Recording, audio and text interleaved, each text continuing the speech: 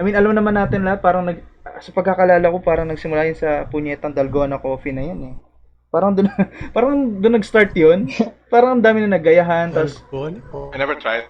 yeah, me too. I'm sorry. Kasi Never tried that. nalaman ko yung process, it was Me too. what the parang ano yun, parang okay. Kind of interesting pero parang It's lame. not enough.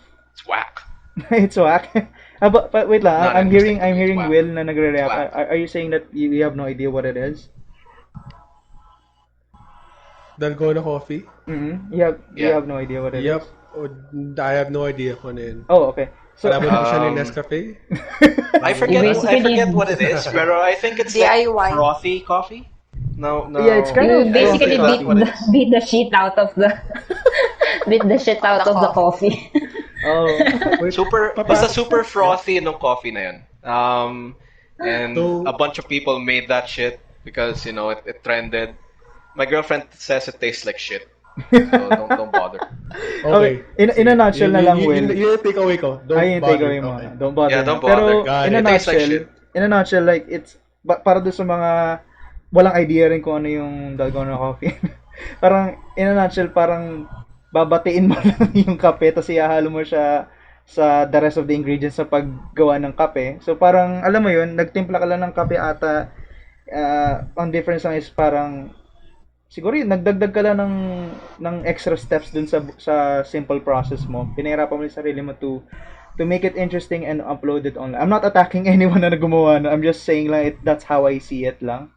Pero ayon sa girlfriend ni Sean, it tastes like shit, so I guess don't bother na. Don't bother.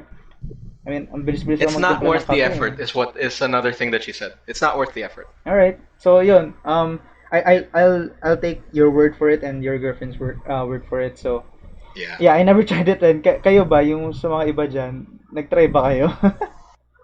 Yung Yeah, pala did you guys feeling make attack na Dalgona pala coffee? sila eh, no?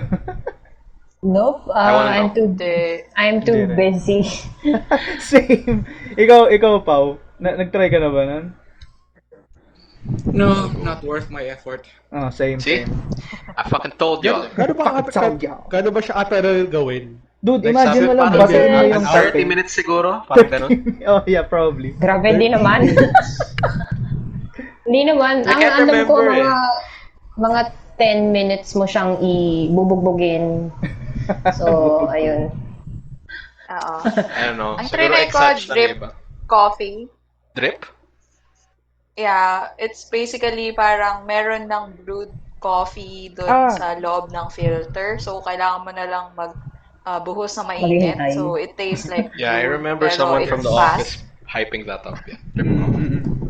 Yeah, it's fast. Shout out to and it Joseph, tastes siya kasi good. nagpauso ng sa office. Yeah. I was gonna say it was Max. Yeah, basically, siya din yung nagsabi sa It's Max. akin. He's like the coffee I still guy call in him Max, the I'm office. sorry. Yeah, Max Joseph. I just don't wanna say his last name. Pero Yeah. ayun nga. Don't dox the poor guy. No, he's the coffee guy talaga, and like Yeah. ayun, talaga anything you ask about coffee, he knows, and he's yung mata niya talaga umiilaw talaga kapag nag-explain siya. Yeah. That's like his Alam ko yan. Gundam na lang Natanong per mo ba, se. natanong mo ba sa kanya? Kung Kung bakit umiilaw yung mata niya. tangina. Yung ba tayo dyan yung ulit tatanungin mo? Wrong topic pala.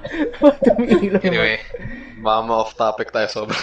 Hindi, it's okay. Okay naman off topic. Yeah. Yun yung nagpapaganda sa podcast. Pero yan,